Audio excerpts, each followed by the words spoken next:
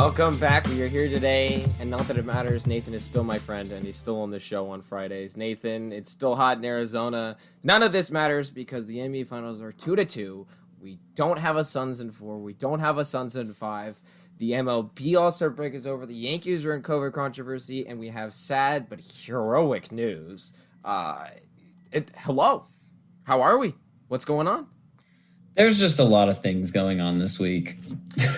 That's an understatement, and there's too many things happening. I don't know, too many. It makes for good show, good topics, because we don't have to stretch your stuff. Before we start, we totally forgot to put something in our pregame. How are we not going to talk about Sunday's game? The Euro 2020 final. That's true. Ladies and gentlemen, we have been discussing for the last hour of what we want to talk about. And we just didn't mention the Euro 2020. And as two Arsenal fans, we feel for Bukayo Saka. And it sucks, and I want to get this off my chest right away. It sucks because right away, the first thing I thought of, and it's the first thing I texted you right after the game, was, here comes the hate and racism. And surely we knew it. An hour later, it was nothing but headlines. I don't know if you saw, but Jason Sudeikis on Ted Lasso in the premiere, he wore a shirt in black with right waiting. It was Jaden, Marcus, and Bukayo in solidarity with them. So if there's any other reason to love him more, there it is. But it was a great game. Not sponsored by Apple TV Plus, but sponsor us. Go watch Ted Lasso. Very right good now. show. It's yes, amazing. But it was a good show. You said it would be 3-1 Italy. Unfortunately, it was not. I said it would be 1-1, 5-4 on penalties to Italy. In fact, it was 1-1, 4-2 penalties on Italy. I expected more out of Italy's offense. I did as well, but I feel they looked tired. They looked tired, which you and I talked about in the last game beforehand, because remember all the travel. I mean, England had played 6 of their 7 games in Wembley. I will say that once they took out Immobile, Italy did, and kind of reworked their offense, they just broke down England. And I feel like England, like you said when we were texting for them, you said, did England score too soon? I think that's exactly what happened, because they just kept dropping back, and then when they tried to attack, they just couldn't get any momentum because Italy had figured them out. There's a weird phenomena in soccer where everyone sort of jokes about how you can score too early. And what this means really is that England scored so early into the game, they sort of convinced themselves, right? They scored in the second minute. Yep. I hadn't really even registered like, okay, the game's starting, everyone's getting to flow in it. And then Luke Shaw is running into the corner, celebrating. Going nuts. Great goal. Great ball. Incredible goal. And then what happened, which I was afraid of, was England said, okay, we're winning 1-0. Now I revert into a turtle shell and I tell Italy to have at it. Right. Oh, exactly. Key moment of the game for me that even sent it to extra time was when Chiesa got injured.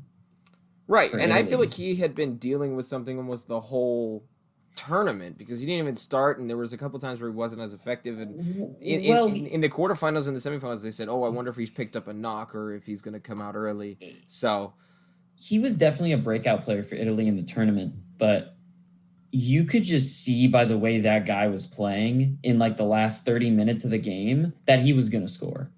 And England were lucky to get to extra time, and I really do think the only reason that they got there was because the main attacker and creator for Italy was injured himself. Yeah, off the field. And had to come off. I don't think they would have made it to extra time otherwise.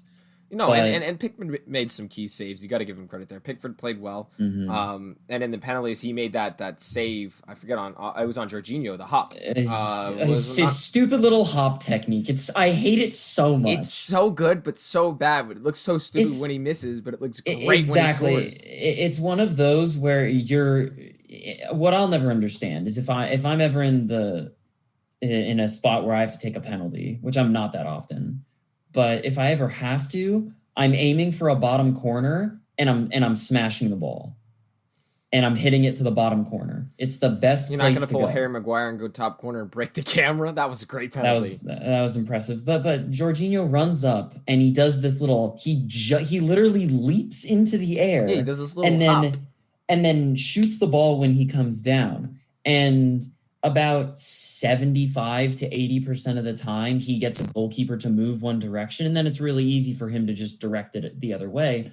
But there's been, I think, 3 or 4 instances in the last year where a goalkeeper literally just stands there and says, I know you're going to shoot this at like 10 miles an hour. Oh, exactly. So I'm literally just going to stand here and wait until you shoot it, and then I'm going to save it. I mean, Bernd Leno saved a penalty like that this season for Arsenal against Jorginho. When Jorginho just ran up and did this dumb little hop. But anyways, I mean, Bukayo Saka, right? It feels terrible, right? He's a 19-year-old kid, and we're Arsenal fans. And well, one, it's so many people are immediately there's several questions to be posed. Number one, because the manager chooses the 5 penalties. In most situations, yes. Southgate chose. Southgate said in an interview afterwards that he chose. But why is Harry Kane shooting first and not last? That's my question. Why? You know that the 5th penalty is the most important. It's usually the decider about 75% of the time in a penalty shootout. The 5th penalty is the decider of whether you win or lose. So why is the 19-year-old who has never taken a penalty in his professional career? He was 0 for 0 on penalties in his professional career before the Euros final. So why are you sending the 19-year-old up? He's never taken a penalty. I don't know. And it speaks volumes to me because is there a reason why Sterling wasn't chosen? I understand more Grealish why he wasn't chosen. He's very new to the England squad as well.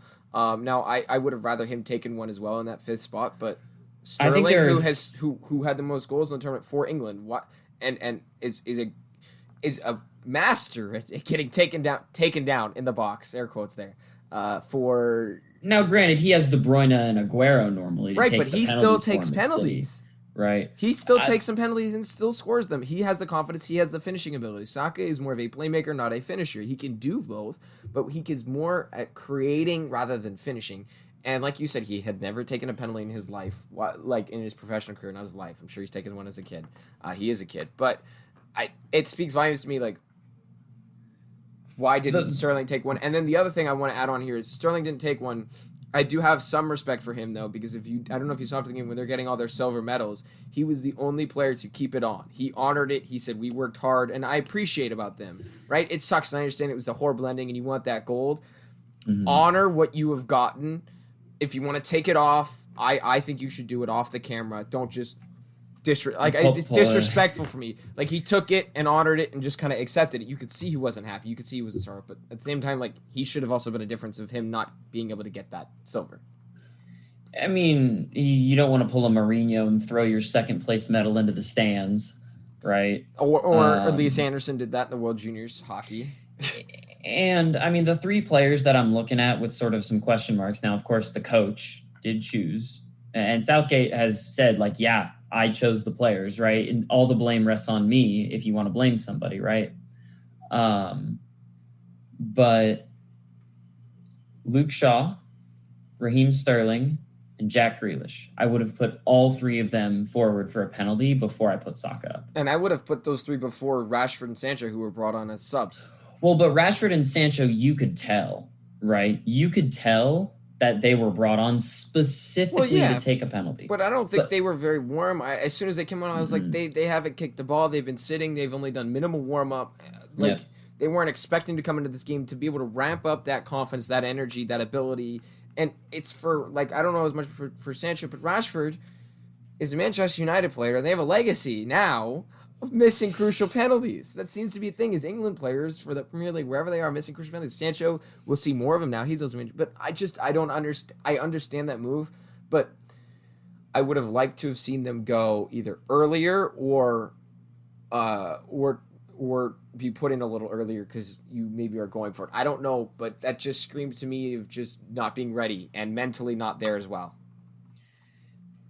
So Southgate, the England manager, he had a very good tournament coaching wise. Okay. And what sucks for him is that his only coaching mess up, which in my opinion was subbing on Sancho and Rashford for 2 minutes and then have them take a penalty. That's the only coaching mess up I can think of in the whole tournament. And unfortunately, it cost you the big trophy, right? Props to them getting there. They did well. And that's another thing that I think a lot of England fans don't understand right now is most England fans weren't alive the last time that England made it to a major final. So when you see all this awful abuse getting thrown at the players who missed the penalty, and I mean, even other players just in the team, right? It's like, come on, guys. These guys are like, in their 20s. They're not even in their 20s. Not even in their 20s, right? These guys weren't even alive last time England were in a major final. And you have a World Cup next year. This team for England has a lot of momentum and now probably a lot of hunger to go out and at least make it to the semifinals in the World Cup, at least, right? Oh, because now you're looking at an England team who are saying, hang on. Oh, and of course, right, I'll give everyone the random fact. The last 4 World Cups have all been won by teams from what continent? Europe. So and England will be looking at that and saying, hang on, if I can get to the finals of a tournament with only European teams, right? But there's, of course, right, for all of the horrible, awful abuse that you see on Twitter and Instagram, right, there's probably 5 times the amount of people giving supportive messages. It's just right, and that's something that Bukayo Saka said in his statement. It's just a shame. It's just a shame, and it's been something that's been an issue in the sport of soccer worldwide, and it'll be fun to watch. Premier League's right around the corner. Arsenal are already giving up bad goals. We'll get into that. We're gonna have a whole Premier League preview show. Or a preview half hour, we're giving our predictions of standings, Golden Boot, things like that. But right now, I do want to move into, that was a little off topic for us because we totally just forgot about it, which is insane for you and me to think about that we forgot. But I do want to move into some updates. As many of you know, Matisse Kivlekins from the Columbus Blue Jackets is a 24-year-old goalie who died from a fireworks mortar blast on July 4th. Just had his funeral ceremony, and fellow Latvian and teammate goalie Elvis Merzlikins brought some light to the situation at the ceremony and said, quote, "He saved not just many lives, but when it happened, I was standing 20 to 30 feet in back of him, and I was hugging my wife. He saved my son, he saved my wife, and he saved me."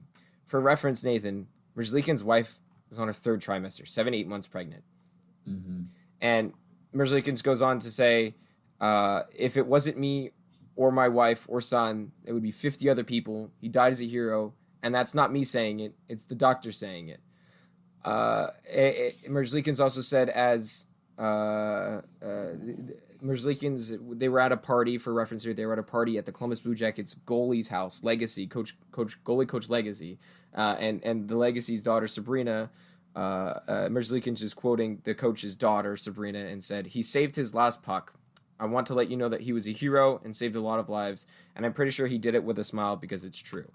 And you and I, although it's extremely sad, both feel that this was a preventable situation, and fireworks like that should not be operated in a backyard. It should be done by professionals. Sparklers and small little screamers and poppers are one thing, but to have a full-on mortar 50 feet next to a hot tub, I've said it before, and it's a horrible situation, and I feel horrible for his family and everybody involved.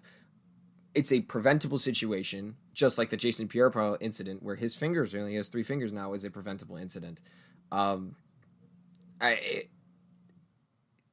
guy who is probably going to be in the NHL next year no longer can be, because he is saving 50 people's lives. He's too good for this earth. It's a sad situation.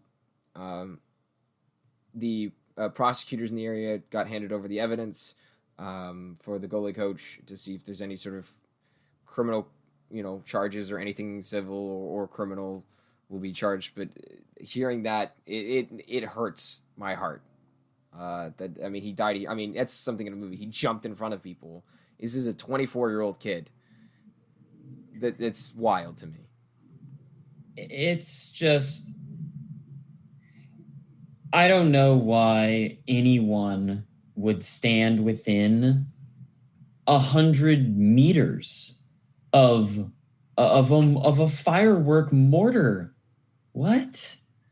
I just, like you were saying, it's horrible. It's sad, right? And it's a very brave act to put yourself in harm's way to protect other people. But this just never should have happened. Period. What? Now, granted, of course, every single state or city, right, has different laws regarding fireworks. Correct. Right. But at the same time, it just seems like so preventable. Whether you could have paid a professional if you wanted that sort of fireworks show. I'm sure they had the budget to pay for a professional to come and if it was a team goalie event, it was the goalie coach for the Blue Jackets. So is this a team run event? Is this the goalie coach just saying, "Hey, come over"? Like, I'm sure the team would have been more than happy to be like, "Yeah, let's have a little get together. COVID's done, right?" So that's not done, but it's you know what I mean. It's places are opening up, and it's just it's frustrating, right? Because as you were saying, this guy probably going into the NHL next year, right? Yeah. 24. And as a goalie in the NHL, right? If you can stay healthy, 24 is a baby for an NHL. That's like goalie. That should be your first, possibly second year in the NHL. That is a baby for an NHL goalkeeper. He has 8 career games in the NHL. He was a star in the World Championships for Latvia, and was about to start training camp, and here we are. He quote unquote stopped his last puck, and it's extremely sad and heroic at the same time. But you know, thoughts and prayers out to his family and everybody who is affected by this. And I'm sure the whole Blue Jackets organization is going to honor him the entire year. I wouldn't be surprised to see a patch, some sort of commemorative moment. Hell, they might even retire his jersey.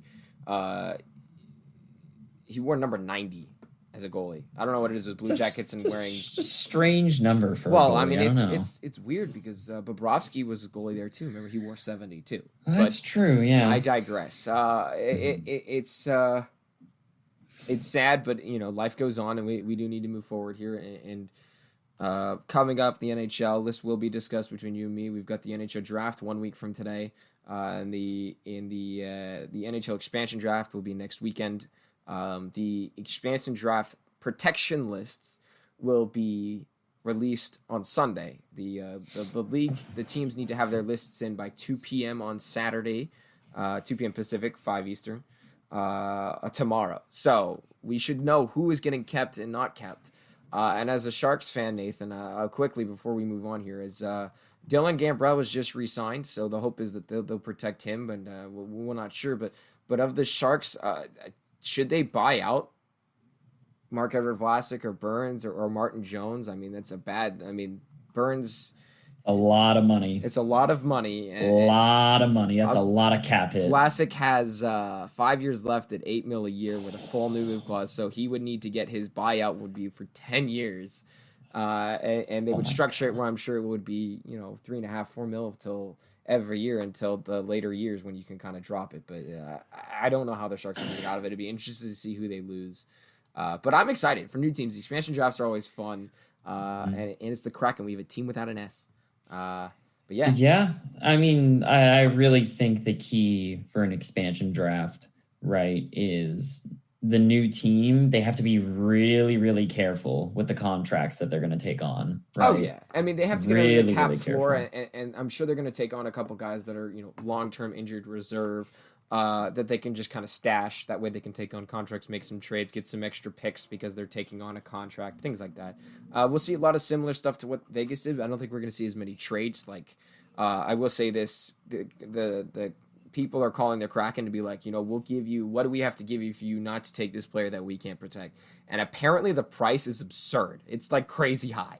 I mean, the thing is like all of the negotiating power is on the Kraken side, right? Because they just look at the team and say, we want this guy. Well, okay, I want, Now, if I'm just making this like a simple comparison, right? It's like they're and obviously these aren't the real numbers, but they're like, well, I you can give me $100 or else I'm going to take this player. Yep. Right. And they're going to say, well, I don't have $100. And then the Kraken can just look at them and shrug their shoulders and say, sorry.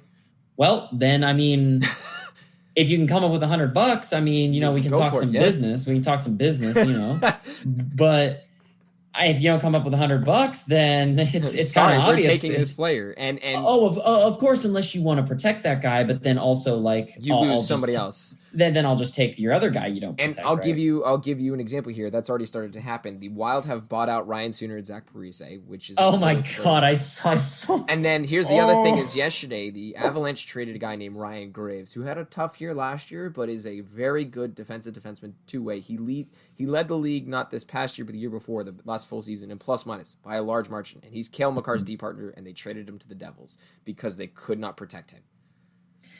Expansion drafts are always interesting because it almost like lights a fire under teams that have been complacent with the contracts that they've made or the amount of players that they're trying to hold on to, right?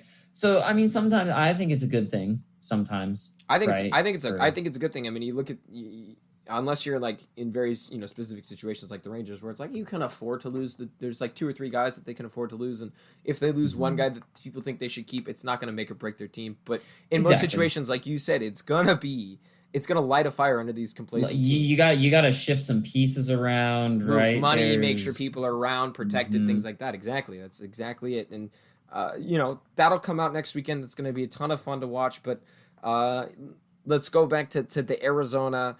We have some NBA news. The series is 2-2. No Suns in 5, no Suns in 6. Or sorry, it might be no Suns in 4, no Suns in 5.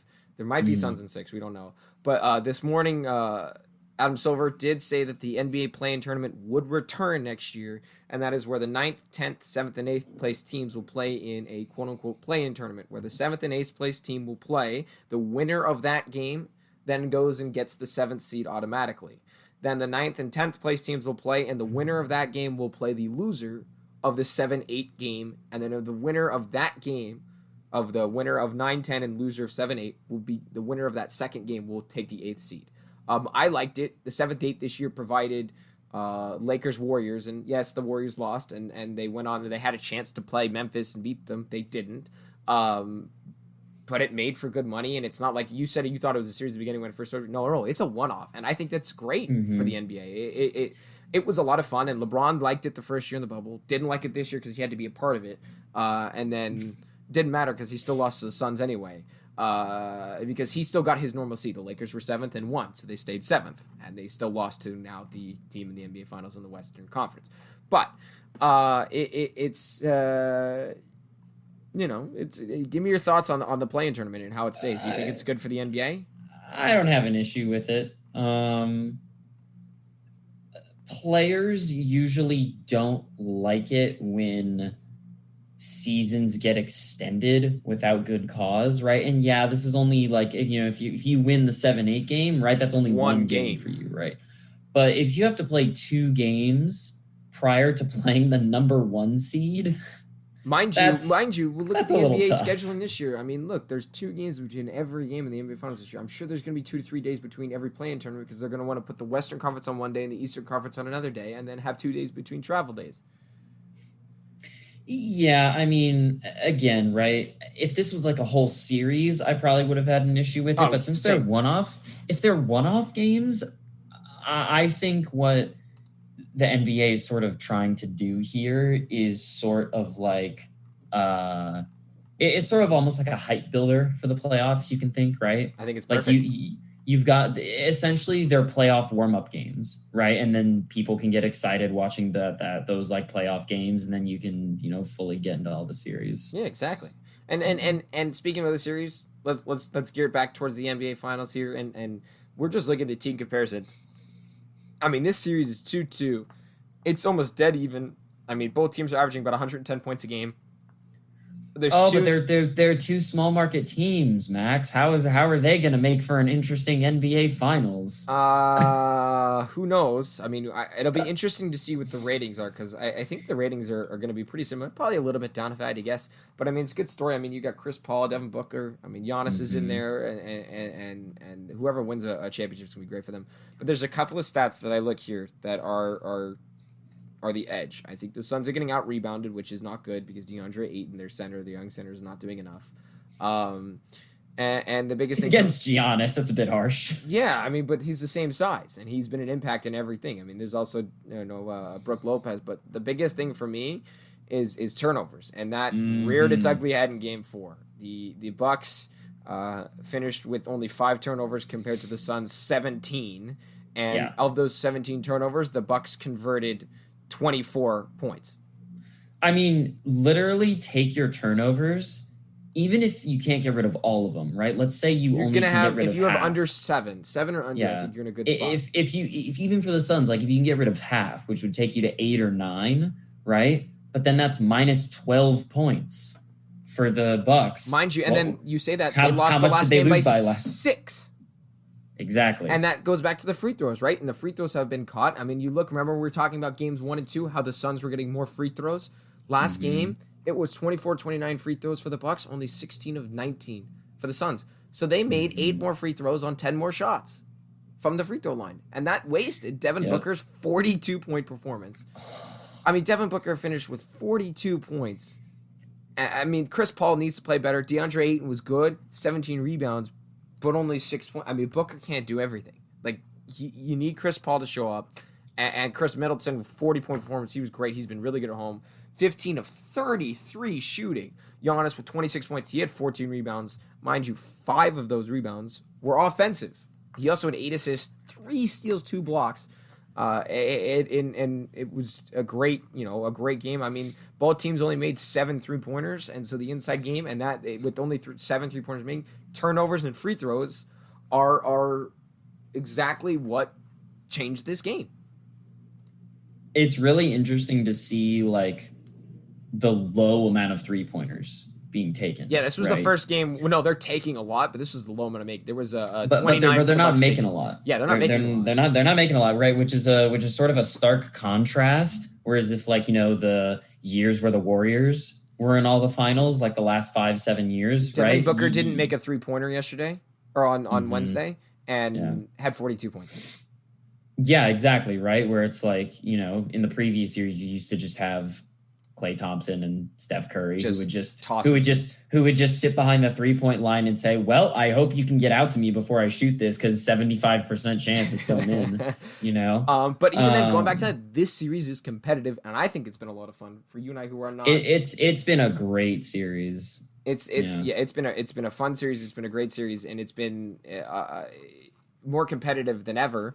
And I'm happy to see it this way. And you and I are not huge basketball people, but I like seeing competitive series. I mean, you look at the NHL Stanley Cup Finals. I don't think that was a very competitive finals. I mean, I said Tampa in 5, and it was Tampa in 5. It was pretty obvious that Montreal was going to get 1 at home, and that was it.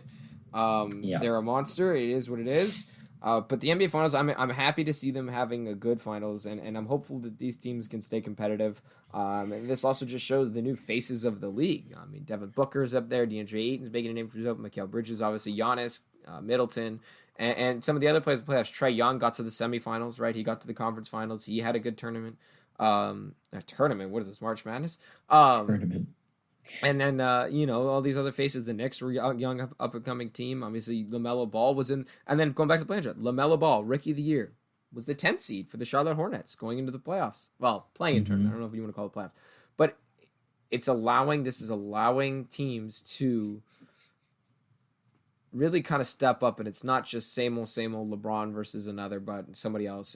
And it sucks. I would have liked to see Kawhi Leonard, and I really think the Clippers may have had a chance against the Suns if Kawhi Leonard played. But it's good to see. It's good to see this.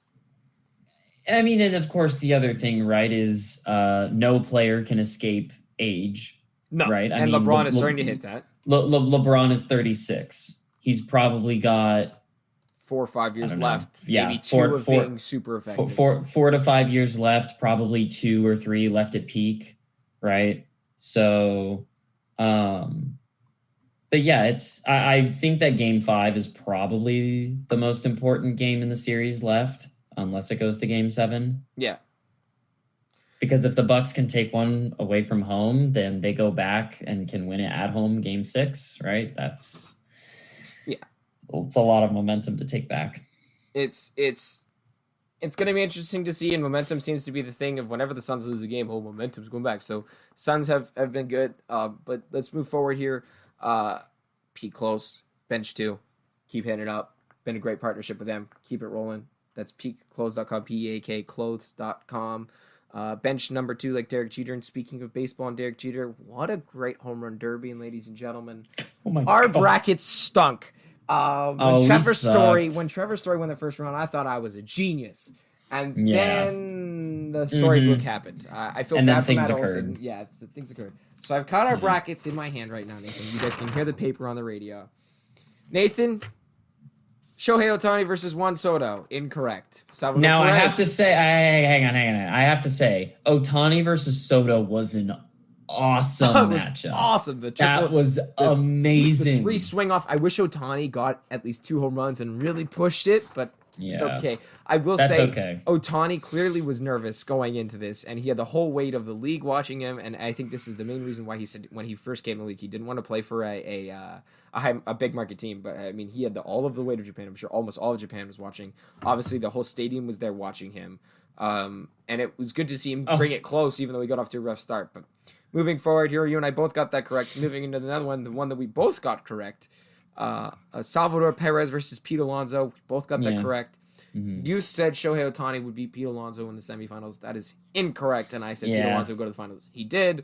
Joey Gallo, Trevor Story, Storybook. Story wins. Matt Olson, our beloved A's, just hit that last ball foul. It was great to see him in there. I really wish, but I mean, good for Trey Mancini coming back from colon cancer to be a part of this. He's had a great season. And then, making it to the finals, you and I both got that incorrect. However, since I did say Pete Alonso would go to the finals, I did get 3 correct, and you only got 2. Therefore, when you come back here in Pleasanton and we do an in-person show in August, you do owe me lunch. Unfortunate, I know, and it sucks because that's when we're going to celebrate your birthday as well, and you still have to buy me lunch. Yeah, that's important. Hey, can I cancel those out? Does that work? If we find another tournament, yes. If you find another tournament and you predict it right. But that was a great home run derby. I had a lot of fun in the All-Star game. I will say this. You proved me wrong. You said there would be home runs over 500 feet. I did not think there would be. What were you thinking? I don't know. No home runs over 500 feet? I honestly don't know. I thought it would be close to 500, like 495, 497, but I was way wrong. No, they cleared 500. They didn't just hit it like 500. My favorite was Alonso when he had tons of time. I believe it was against Soto. He was like he took a timeout and he was only down like 4, and they didn't need him to take a timeout, but he did. He just started swinging to hit the ball as far as he possibly could. Yeah, like it was like absolute sicko. It was like, I know I'm gonna win, so I'm just gonna try and hit the scoreboard, the top of the scoreboard, hit over the scoreboard, and he was just uppercuts. And the other thing is he's bobbing his head because he's got to wait for the ball to start its downturn from swinging. He's hanging out. I thought it was super entertaining. I thought the game was pretty entertaining. I did like the fact that I believe it was the second inning, Freddie Freeman of the Braves was mic'd up on first base, and Corbin Burns, who doesn't walk anybody, he had 58 strikeouts to start the year before walking anybody. Came up, led off the inning against Aaron Judge, and threw a 4-pitch walk. And the whole time, as another ball came in, Freeman was saying to Joe Buck and John Smoltz, like, I don't want him to walk. I don't want him to get on first base because he's going to make me look really small. And every pitch, he's like, oh, no, please don't do it, Corbin. Please don't do it, Corbin. And then he walks, and then Freeman goes, you're making me look real small, man. And he's still mic'd up. And then he tells Judge he's mic'd up, and he goes, yeah, man, you are pretty small. And it cracked me up. And then, I don't know if you watched the All-Star game, but Liam Hendricks, you know how intense he is, former A. He was mic'd up for the 9th inning to close the game out, but he could not hear. Finish. He couldn't hear the announcers, but we could hear him, and let's say his language was not ideal. But I think it was fun. I know people loved it. It was a lot of fun. I think this All-Star game was good, and if you think about what we talked about before the game, I do want to say this real quick. we talked about how Correa and Altuve aren't coming. I didn't miss those guys. I think the one person I was missing, we were missing Trout and I think we're missing Acuna. Both are injured. Sure. Yeah. And the only one I would love to have DeGrom, but based off his injury history and how good he is, I'd rather see him in the playoffs and succeeding and going for that record. So it would have been great to see them. I'm very happy Aroldis Chapman didn't pitch and Garrett Cole didn't pitch. Judge, stayed in the game a while, but there's some other news on Aaron Judge here and the New York Yankees. For the second time, Yankees. For the second time this year, an 85% vaccinated team. Not all of them are vaccinated on the team, but now 85% have had a COVID outbreak. There are 6 players, and they're Gio Urshela, Kyle Higashioka, Jonathan Loaisiga, Nestor Cortez Jr., Wendy Peralta, and the 6th is Aaron Judge. Now, yesterday was supposed to be the start of the second half. There was one game on the schedule. It was Yankees Red Sox, ESPN, 4-game series. The Yankees have 8 of their next 10 games against the Red Sox, and the game didn't happen because of these COVID issues. Now, remember how I was talking about Aaron Judge standing on first base next to Freddie Freeman? And you know how they all stood up on the line before the game announcing all the players in the lineups, and he participated all the weekend and hanging out. Oh, by the way, did I also mention that Aaron Judge walked Hank Aaron's wife to the field to honor them? Maskless, with 50,000 people watching. All this while he didn't know he had COVID. And I believe he is vaccinated, as the whole Yankees team is supposed to be vaccinated. I believe he is one of them. I'm not sure if he has an mRNA or Johnson & Johnson. But yesterday, Rafael Devers, all-star and third baseman for the Red Sox, was told, don't take pregame interviews because Aaron Judge might have COVID. I have several questions. And they are what? I have several questions.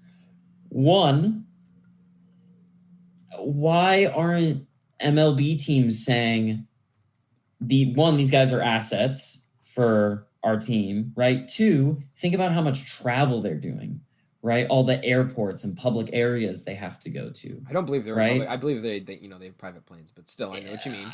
No, I mean, you still have to go through an airport. You still have to check your luggage, right? Yep. It doesn't make sense to me why MLB teams don't just look at their players and say, I'm sorry you're afraid of a needle. You want to play? Here you go, right? And that's the thing is they try to incentivize them, right? If your team gets 85% vaccination rate or more, you have less restrictions. Now, the Yankees have had 2 outbreaks, both after that 85% full vaccination rate. Well, and that's my next question, right? Most of them got Johnson & Johnson. That is known. Yes, you can still have breakthrough infections, right? But they're exceedingly rare. So to me, that means one of 2 things. Either 1, the Yankees are BSing exactly what percentage of their organization or their traveling group has been vaccinated, or 2, they are flaunting restrictions to the point where they're being so overexposed to virus that they're getting breakthrough infections. And both are a really bad look. Yeah, I don't know. I mean, I doubt did they get a bad batch of Johnson & Johnson? Is that even a thing? No. Who knows? And I think it's negligence. I think it's a mixture of both things you just said, Nate. I think they're just being completely just disregarding the rules. And I don't know if it's at all possible, if there's any sort of fines that can be done. But I mean, you would think that for a professional athlete, right? The potential of getting a disease that can take away your lung capacity, like how effective your muscles work, right? How your brain functions, right? You would think, right? For someone who I have about 10 to 12 years to make my living for my whole life, you would think that they would want to protect those years. But for some reason, you would think, but for some reason, it seems like that's not the case for some of them, which is odd to me, right? Because if I had the capability to be a professional athlete, I definitely wouldn't want COVID. Right. And that makes me then think, we have football season around the corner, Nate. Do you remember what Cole Beasley said? He said he'll take his chances with building up his own immunity. He doesn't want to be like everybody else. Well, that means he then can't go to team dinners, because if you're vaccinated, there's less restrictions for player-to-player basis on an NFL level. And if you break any one of those team rules, first offense is $50K. So he can't go to any team dinners. He's not allowed to because he's not vaccinated and won't choose to be vaccinated. Now, it's a choice to be vaccinated or not, but do you want to go back to normal life? Then get vaccinated. California, LA County, is reinstating a mask policy. And which sucks, because for people like me and my family who are vaccinated, I don't believe that people who are vaccinated are the ones getting COVID tested, because it's like, oh, we're sick. Let's lay in bed for a couple of days and it goes away. California, I believe, as a state, is only about 60 to 65% vaccinated. And we're fully... I can double check for you, but you can go ahead. And we are fully open here. There are no mask requirements in most places unless the store requires it. Unless you're unvaccinated, but we know those unvaccinated people say no mask, and they're not. California is 61% fully vaccinated. I got it right. Yes, I knew my details. I was reading up on this yesterday, and I wasn't sure if that was an old article, new article, but I believe that was in the range it was in. So now, how many? I mean, there's no way to know, and this is not a science podcast or a radio show. This is a sports radio show, but I'm just trying to give a comparison here. I want to know of California's positivity rate now. Generally, I believe on average is at 3%. And last month it was at 0.7. So it's gone up. I want to know, of the 3% positive rate, how many of those people are unvaccinated? Almost all of them. Exactly. So I don't care about wearing a mask. I don't mind doing it. Don't lock us up again. I don't think that's going to happen either. But if we close up again and people still, and this is all around the country too, because I'm sure it's going up everywhere, because pretty much the whole nation is open now. Speaking of 50K at the All-Star game, by the way, and now it sounds like it might have been a super spreader event. Classic, right?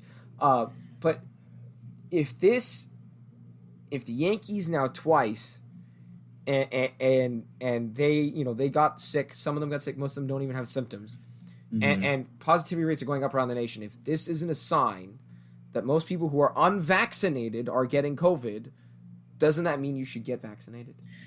I mean, we just have to hope, because, look, I miss going to sports games, right? I'm sure that the players miss going to sports games. They miss fans. They miss fans, right? They miss the fans, right? The fans, right? I mean, sort of the classic, right? The Seattle Seahawks call their fans the 12th man, right? I mean, that's the case for, it doesn't matter the number, whatever number man they are. I mean, in Game 6 fans of the first round, Montreal Canadiens had 1,500 fans, and they sounded like 10,000, and it gave them a boost. They ended up winning the series and being able to hold fans throughout the rest of the playoffs.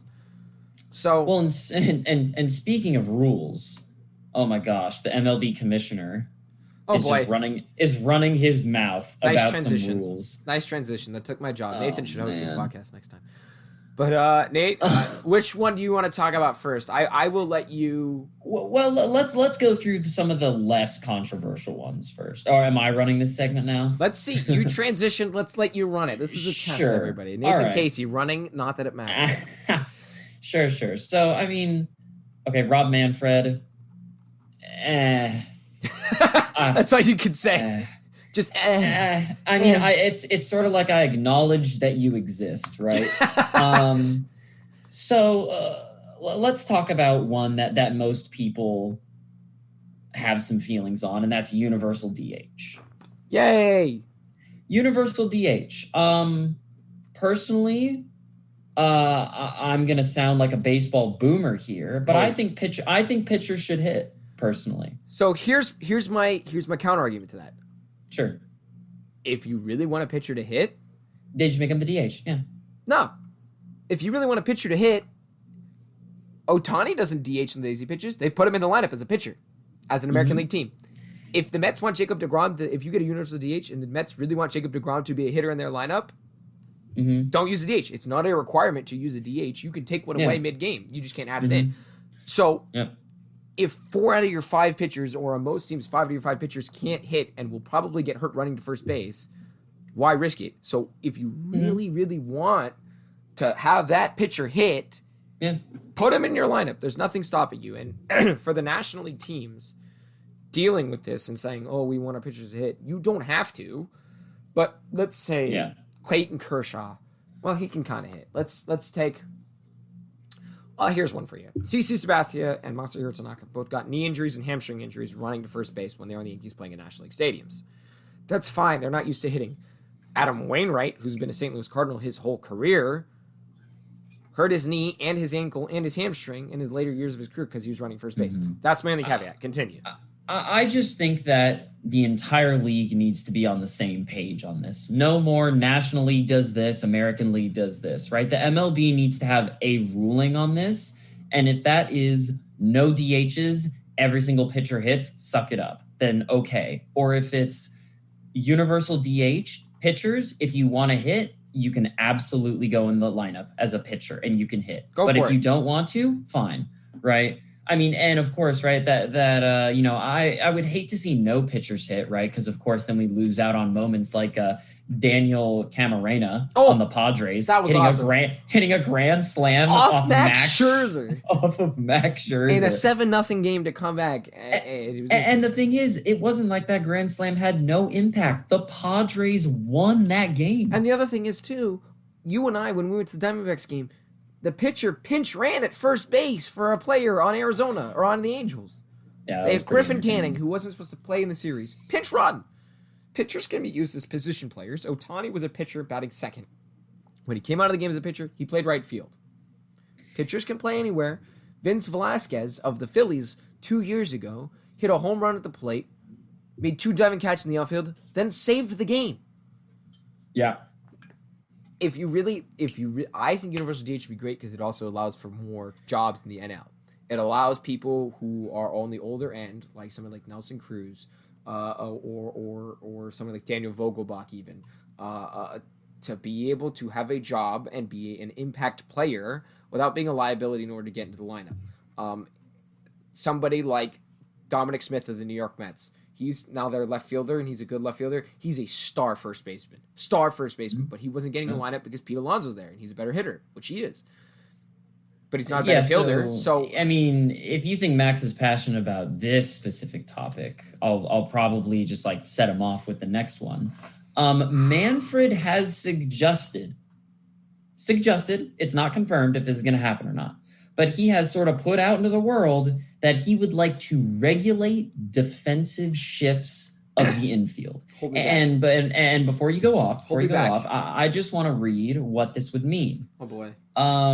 So an idea like the one Manfred proposed would not necessarily ban shifts altogether, but it would spell the end of exaggerated alignments in which teams put 3 infielders on either side of second base. So if you watch a baseball game and then you get really confused because the shortstop is playing where the second baseman should be and the second baseman is playing like in right field, that's because you're probably pitching to a left-handed hitter who pulls 88% of his hits, right? However, this rule would require that, let's see here, in which, yeah, exactly. So it would require that 2 infielders be on either side of second base when the pitch is thrown. And of course, this sort of idea is not coming without reason. In 2015, 77% of all ground ball outs went to standard infields, standard positioned infields, right? In 2020, only 53% of ground ball outs went to standard midfields. And the increase in shift outs went up by a ridiculous margin. But the thing is, shifted infields now account for more than 30% of ground ball outs. So I'm looking at Max's face right now. I'm going to stop talking for a minute. And I'm just going to let him give a very calm and reasoned explanation as to why this is not a great idea. If you don't want to have players shift on you, either bunt, because you have 90 feet down the line, and then all the way to where the shortstop normally plays as a lefty. If you're lefty bunting and you're a pull hitter, they overshift on you. You have from third base bag to where the shortstop would play in double play depth, which is closer towards second base and back. you can either bunt, or in these situations, what's been happening is a lot of pitchers are throwing outside because these guys want to do nothing but pull the ball. So they roll it over right to the second baseman, way over in right field, or the shortstop in, behind second base. Just hit it the other way? Maybe Mark? go with the ball. I think we were taught that when we were, what, 8? Not 9? even 5. In T-ball, we would be told to hit the ball far. When in T-ball, they started soft tossing us. If the ball was outside and we pulled it, our dads would say, hey, why don't you step towards the ball and watch where it goes? That was my entire strategy as a hitter. Matt Olson, we keep talking about him, has bunted down the line. They still shift on him, but if they do it every at-bat, his average is 280. It's a free single, yeah. And if the A's Moneyball, the whole thing was on on-base percentage. Yeah, exactly. What does that do? Again, it gets people on base. No way. I really do think that there is a simpler solution to this, which is hitters just need to make opposing coaches look really, really dumb for shifting. It's not even coaches. It's players need to learn how to hit the ball. Yeah, that's pulling the ball is one thing, but if you hit the ball and spray it around, there's more gaps. And if they shift on you, there's a gap in a specific way. And if you know how to hit the ball, you can hit the ball that specific direction where there's nobody, right? Whenever you see the outfield shift, okay, let's take Houston, for example. Down the left field line, the Crawford box it's close, so fielders play closer to the left center field than they do in center field. If players can just hit it down the line for a double, go for it. I saw Matt Olson hit a pop-up to shallow left field. Ground rule double. Because the left fielder was close. Because he went the other way. If you don't want people to shift on you, learn to hit the ball and be a complete hitter. Because then if you're a complete hitter, if you're in Yankee Stadium and you're a righty, you can hit the ball to right field like it's nothing. Mm-hmm. If you're in Coors Field and you're a lefty and you can hit the ball the other way, yeah, it might be a little further. That wall is 20 feet lower. If you can learn to hit the ball in all directions, then they won't shift on you because they don't know where you're going to hit it. If you hit the ball on the inside and you pull it, cool. If you hit the ball outside and you put it to left center, perfect as a righty or as a lefty. It's not even that. And if you truly don't want to learn that, you're not being a complete player. And that's not how you're going to be a player. Yeah, the home run brings, good fun stats. Okay, a home run 450 feet for a one run down 9-1 in the 7th inning to right field as a lefty is cool. What about if a lefty hits a home run 2 rows deep to left field and it's a grand slam to take the lead in the bottom of the 6th? What's better? What's better, Nathan? Tell me. Like I said, a very calm and reasoned explanation from because last I checked, the most runs win the game, not the most hits. So if I hit a solo home run and I crank it, cool, brings the fireworks.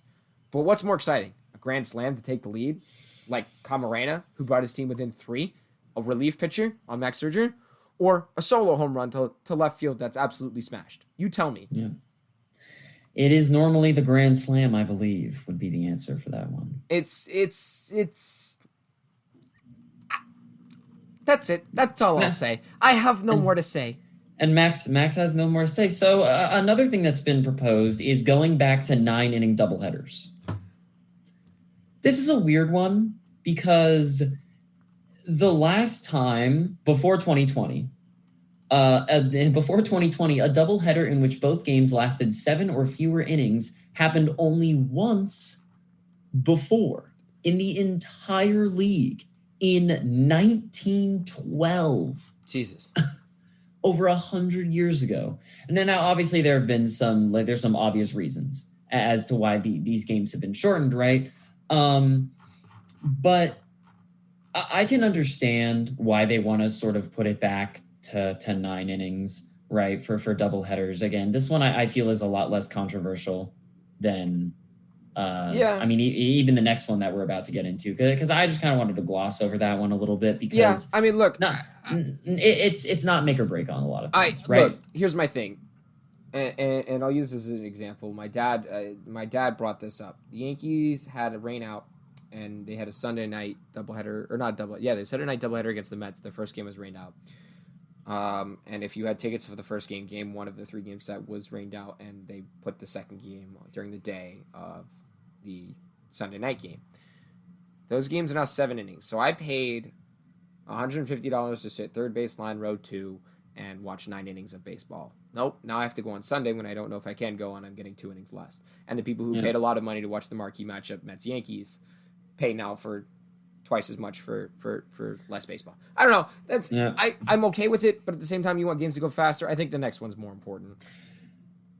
No more automatic runner in extra innings has been proposed. Now this one, I've when I speak to people about this for baseball, it really is a coin flip on whether people like this or not. I would agree with you on that. I think it's new age, old age clashing. It's a really, really big coin flip, right? But Max, we were talking a little bit before the show about a really good way to think about this potentially is to have the extra runner in regular season games. Only in regular season games. Sort of how in the NHL you see that there's a short overtime period and then a shootout. If that doesn't work, then it's a shootout, right? And I'll go one step further. Remember, in that overtime, the regular season is 3v3 and then the shootout. In the playoffs, if you were to take that away, it's just normal. It's just 5-on-5, next goal wins. Exactly, right? So maybe a better way to think about this instead of 100% no way we should have an extra runner or it shortens the games, yada, yada, right? Maybe a good way to think about it is when it's a regular season game, standard stuff, right? You don't want to have a regular season game that's 5 hours. That's not good. That's every once in a while, sure. Right. Every once in a while, okay, fine. Right. So maybe it's worth keeping the automatic runner rule because it's lowering the average of games, right? And so far, we've had a higher percentage of games go to extra innings this season than the previous season, but the games are still the exact same on average time. Yeah, and if you look at how fun it is, I mean, look, and it's not like one team's getting an advantage. Like, there's strategy that goes into the extra innings, right? Do you want to walk the first batter from the defensive standpoint? Do you want to just bunt the runner over? Or do you just want to be dumb and try and hit him in? No, you get a free out, move him over, then you get a sacrifice fly, and you're in, you're winning. I think, and I give full props to Derek, my Tuesday host, Derek Au, Tuesday co-host with me. He's the one who said he thinks that this rule should be in effect during the regular season and not the playoffs. Playoffs, it should be just extra innings. Playoffs should just be standard extra innings. Right. Yeah. You know, pitcher clocks, that's one thing. We're working on that. I don't think pitcher clocks are the reason why this is taking so long. I think why games are taking so long. I think it's always stepping out, taking gloves off, this and that, blah, blah, blah. Bro, if your gloves don't fit, get them on your hands and go. Like, we don't need you. If you put one foot out and you look at a sign, sure. But stepping out, you know, taking off your gloves, stretching, asking for pine tar, every pitch, that's what's taking the game too long. I think the second base runner on extra innings, if you really want it to stay in the playoffs, it shouldn't start till the 12th inning. In the regular season, it should start in the 10th. In the playoffs, if you have it, it shouldn't start till the 12th or the 13th. I don't think you should have it all in the playoffs. I think it should be legit, just whoever wins. Yep. But look, I think it makes the game fun and exciting instead of just dragging on because the thinking side of it, and for baseball people who can think like it, like you and me, there's just different ways of attacking the batter and how you want to play it from defense and from offense. And I like that. Mm-hmm. Yep. So, Nathan, I give you props. Good job hosting. You still owe me lunch unless you can find a way who's better. Keep listening out on the channel here today, Nathan. Thank you so much for joining me. We got the final take up with Ryan right after me. Titantron coming up after him. Derek will be back on Tuesday. We will recap the Open Championship. They're in round 2. It's in England. Big F1 race this weekend in Silverstone. We love Bukayo Saka. And Nathan, thank you so much for joining me. It's been a ton of fun. Keep listening to The Bench Sports. Check out Not That It Matters with Max Miller on YouTube. Keep listening to The Bench. Thank you for listening.